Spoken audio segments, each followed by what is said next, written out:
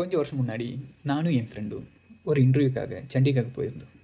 Interview எல்லாம் முடிஞ்சது, நல்லா பண்ணோம். ஒரு 2-3 நாளில் ரிசல்ட்டு சொல்கிறேன்னு அவங்க சொல்லிட்டாங்க. இந்த 3 நாள் என்ன பண்ணுறதுன்னு யோசிக்கும்போது தான் சரி பக்கத்துக்கு 2க்கு எடுத்துகிட்டு நாங்கள் கிளம்பிட்டோம். கொஞ்சம் தூரம் போனதுக்கப்புறம் சரி நைட்டுக்கு ஓகே தேவையான இதெல்லாமே பர்ச்சேஸ் பண்ணலான்னு சொல்லிட்டு ஒரு கடையில் போயிட்டு எல்லாம் நாங்கள் பர்ச்சேஸ் பண்ணிட்டோம். கேப்பில் ஓகே எங்களுக்கு சோப்பு தேவைப்பட்டுச்சு. அந்த கடைக்காரர்கிட்ட சோப்புன்னு சொல்லி கேட்டோம். அப்போ அவருக்கு அது புரியல. ஏன்னா என் ஃப்ரெண்டு அவனுக்கு ஹிந்தி தெரியும், மற்ற எல்லாம் ஹிந்தியில் சொல்லி வாங்கிட்டான். ஆனால் இந்த வேர்டு அவனுக்கும் தெரியல, அவங்களுக்கும் புரியல நாங்கள் என்ன கேட்குறோங்கிறது.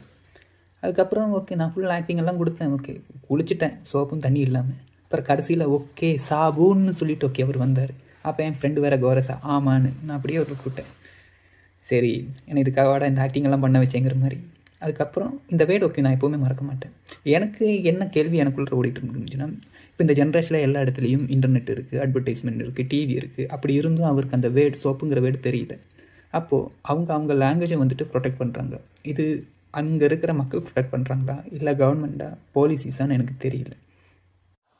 மொழிங்கிறது வந்துட்டு ஒரு கம்யூனிகேஷன் டூல். நான் பேசுகிறது உங்களுக்கு புரியணும், நீங்கள் பேசுகிறது எனக்கும் புரியணும். அது இல்லாமல் இந்த மொழியை வச்செல்லாம் நாலேஜை மெஷர் பண்ண முடியாது.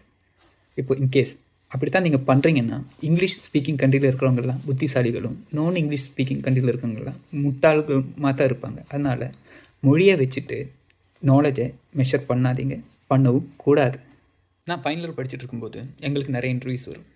எல்லாத்தோட ஆப்டிடியூடும் நான் கிளியர் பண்ணிடுவேன் மேக்ஸிமம்.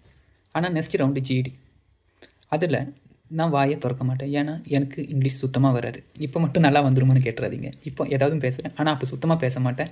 அதுவும் நம்ம கிளாஸுக்கு முன்னாடி நின்று நம்ம மொழியிலே பேசணும்னு சொன்னாவே நமக்கெல்லாம் கையெல்லாம் நடுங்க ஆரம்பிச்சிடும். அதுவும் யாருன்னு தெரியாதவங்க முன்னாடி ஓகே அது குரூப்புக்குள்ளே தப்பாக பேசிடுமோங்கிறதுனாலே ஓகே சும்மா உட்காந்துட்ருப்பேன். என் ஃப்ரெண்டு ஓகேவா கூட உட்காந்துட்ருப்பேன். ஏதாவது பேசுகிறான்னு சொல்லுவேன். அவங்ககிட்ட கேட்பேன், பேச தெரிஞ்சால் நான் ஏன்டா சும்மா உட்காந்துருக்கேன், பேசியிருக்க மாட்டேன். நான் ஒரு இன்டர்வியூலாம் எங்கள் டிபார்ட்மெண்ட்லேயே 1-2 பேர் தான் மேக்ஸிமம் ஆப்டிடியூட் கிளியர் பண்ணுவேன்.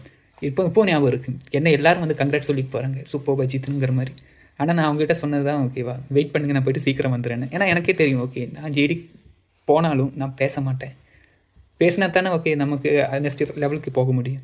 அதனால் அந்த லாங்குவேஜ் ஓகே நான் கற்றுருந்தேன்னா, எனக்கு தெரிஞ்சிருந்ததுன்னா நான் ஓகே இன்னும் ஓகே அந்த டைம்லேயே ஓகே வேறு கம்பெனி இல்லை நிறைய ஆஃபர் லெட்டர்லாம் வாங்கி வச்சுருப்பேன். இப்போ எதனால் இதை நான் சொல்கிறேன், நான் மற்ற மொழி கற்றுக்கிறது தப்பே கிடையாது. ஆனால் நம்ம மொழியை விட்டு கொடுக்காம மற்ற மொழியை கற்றுக்கணும். இது யார் ரெஸ்பான்சிபிள்? நம்ம வீட்டில் நம்ம தான் சொல்லிக் கொடுக்கணும். பேரண்ட் தான். குழந்தைகிட்ட வந்துட்டு ஓகே இதுதான் நம்ம மொழி, இது எப்படி எழுதணும், எப்படி படிக்கணும், இதெல்லாம் ஓகே பேசணும். ஃபர்ஸ்ட் ஆஃப் ஆல் நீங்கள் வீட்டில் வந்துட்டு உங்களோட லாங்குவேஜ் பேசுங்க. இங்கிலீஷ் ஓகே ஸ்கூலில் தான் இங்கிலீஷ் பேசணும், அதனால் ஓகே வீட்லேயும் நீங்கள் இங்கிலீஷ் ப்ராக்டிஸ் பண்ணுறதுனால ஒன்றும் கிடையாது. அவங்க